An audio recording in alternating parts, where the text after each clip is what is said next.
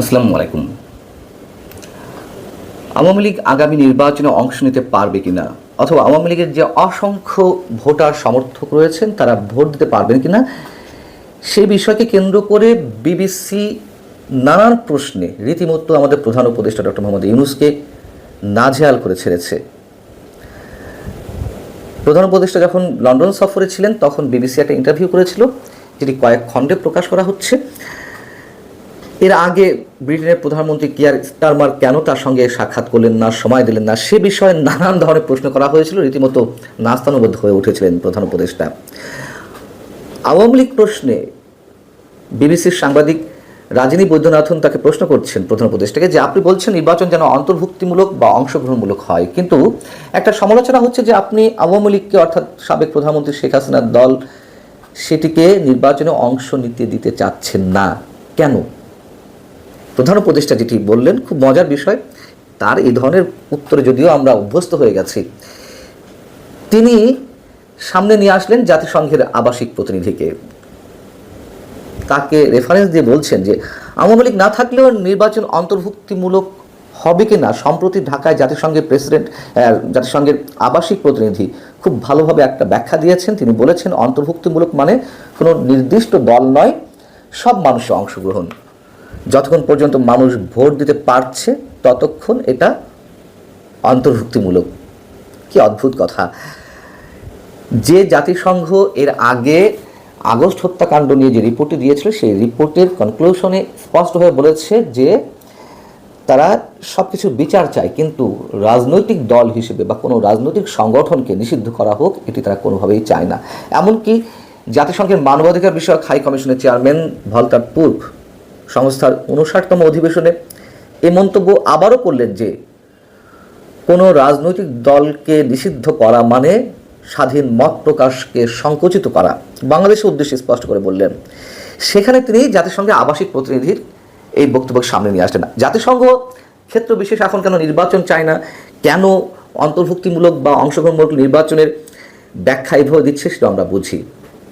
এখন শেখ হাসিনাও তো এর আগে তিনি যখন ক্ষমতায় ছিলেন, বিএনপি নির্বাচনে আসুক বা না আসুক, বা বিএনপি নির্বাচনে না এলে নির্বাচনে অংশগ্রহণমূলক হবে কিনা, সেই প্রশ্নগুলোর উত্তরে তিনি তো এই ধরনের উত্তর দিতেন। এর আগেও বলেছি যে নির্বাচনে কোন দল এলো না এলো সেটি দেখার বিষয় নয়, জনগণ ভোট দিতে পারছে কিনা সেটাই বিষয়। তাহলে তো শেখ হাসিনা ঠিক ছিলেন, তাই না? তাহলে শেখ হাসিনার বিরুদ্ধে কেন আমরা এত সমালোচনা করি? যে 3টি নির্বাচন বিতর্কের সঙ্গে অনুষ্ঠিত হয়েছে, সেই নির্বাচন পরিচালনার সঙ্গে যারা জড়িত ছিলেন, কেন তাদেরকে এখন বিচারের মুখোমুখি করা হচ্ছে, কেন তাদেরকে আটক করা হচ্ছে, কেন তাদের বিরুদ্ধে শাস্তিমূলক ব্যবস্থা নেওয়া হচ্ছে? এই যে পরস্পর বিরোধী বক্তব্য ডক্টর মোহাম্মদ ইউনূসের বা ডক্টর ইউনূস সরকারের, এটি এখন সারা বিশ্বে ওপেন হয়ে যাচ্ছে। সারা বিশ্বের কাছে এই বিষয়টি এখন খোলাসা হয়ে যাচ্ছে যে তিনি কতটা দ্রুত রং বদলান, কতটা দ্রুত তিনি নিজের বক্তব্যের বিপরীতে গিয়ে নতুন নতুন বক্তব্য দেন। এরপরে রাজিনী বৈদ্যনাথন প্রশ্ন করছেন, দেশে অনেক মানুষ এখনো আওয়ামী লীগকে সমর্থন করে, তো তার প্রশ্নের পরিপ্রেক্ষিতে আবার দ্রুত খুব ডক্টর মোহাম্মদ ইউনূস বলছেন যে তাদের সিদ্ধান্ত দিন যে তারা ভোট দিতে চায় কিনা। কি হাস্যকর কথা! বিবিসির পক্ষ থেকে বলা হচ্ছে তারা আওয়ামী লীগের প্রার্থীকে ভোট দিতে পারবে না, না পারলে তারা কাকে ভোট দিবে? প্রধান উপদেষ্টা বলছেন যতক্ষণ পর্যন্ত তাদের ভোট দেওয়ার স্বাধীনতা থাকবে তারা দিতে পারবে। বিবিসি আবারও প্রশ্ন করছে, আওয়ামী লীগের প্রার্থীকে নয়, যদি না আওয়ামী লীগকে অংশগ্রহণ করতে দেওয়া না হয় তাহলে ভোট তারা কীভাবে দিবে, কাকে দিবে? তখন তিনি বলছেন যে আমরা তো আওয়ামী লীগকে এখনো নিষিদ্ধ করিনি। আবারও বিবিসি কতটা নাস্তানুবোধ করছে, কতটা আটকে ফেলছে বিভিন্ন প্রশ্ন, ঠিক মতো অ্যান্সার করতে পারছেন না আমাদের প্রধান উপদেষ্টা। বিবিসি বলছে যে তাহলে আপনি বলছেন তারা আগামী নির্বাচনে অংশ নিতে পারবে? যদি ভোট দিতেই পারে তার মানে তো আওয়ামী লীগ নির্বাচনে অংশ নিতে পারবে। তখন আবার অধ্যাপক ইউনূস বলছেন একটা জিনিস পরিষ্কার করি, আওয়ামী লীগকে নিষিদ্ধ করা হয়নি, তাদের কার্যক্রম সাময়িকভাবে নিষিদ্ধ করা হয়েছে, যার মধ্যে নির্বাচনও পড়ে। আমরা আওয়ামী লীগকে নিষিদ্ধ করিনি, রাজনৈতিক কার্যক্রম নিষিদ্ধ করা হয়েছে, অতএব কার্যক্রম যেহেতু নিষিদ্ধ থাকবে, নির্বাচনেও তারা কন্টেস্ট করতে পারবে না। এই কথা বলার পরে আবার তিনি নিজের বক্তব্য উল্টে কার কাঁধে দায় চাপাচ্ছেন? নির্বাচন কমিশনের উপরে। তিনি বলছেন আবার এটা সাময়িক তাদের রাজনৈতিক কার্যক্রম নিষিদ্ধ করা হয়েছে, তবে নির্বাচনে তারা থাকবে কিনা সেটা নির্বাচন কমিশনের সিদ্ধান্তের উপর নির্ভর করছে। আমাদের কোনো মন্তব্য নেই, যা বলার বিবিসি বলে দিচ্ছে।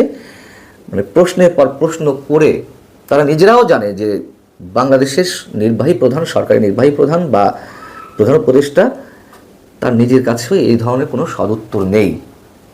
তিনি যে স্লিপ করে যাচ্ছিলেন, তিনি যে অ্যাভয়েড করছেন, তিনি যে কোনো রকমের শাক দিয়ে মাছ ঢাকার মতো অবস্থার সৃষ্টি করছেন, বিবিসি সেই সুযোগটি দেয়নি।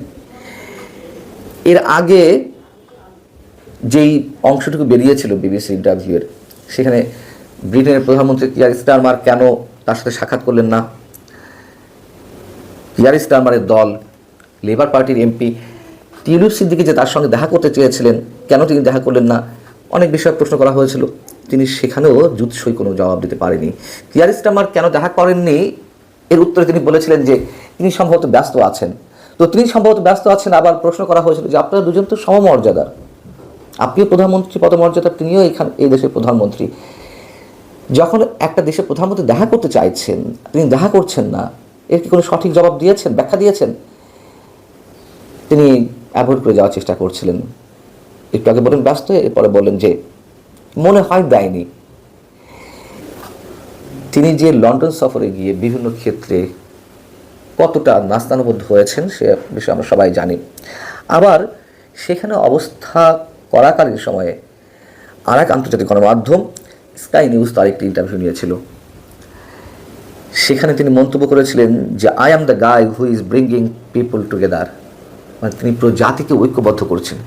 কতটা ঐক্যবদ্ধ করছেন সে তো আমরা জানি। পুরো জাতিকে বিভক্ত করে ফেলছেন, ভয়ঙ্করভাবে ঘৃণার বিষ বাষ্প ছড়াচ্ছেন, রীতিমতো প্রতিহিংসার রাজনীতি তিনি শুরু করেছেন। এই হচ্ছেন আমাদের প্রধান উপদেষ্টা, সারা বিশ্বের কাছে একজন শান্তির দূত, কথিত শান্তির দূত হিসেবে তার অবস্থানটি তিনি কোথায় নিজেই নিয়ে যাচ্ছেন হয়তো বুঝতে পারছেন, কিন্তু স্বার্থের জায়গায় তিনি অন্ধ। ভালো থাকুন সবাই, আল্লাহ হাফেজ।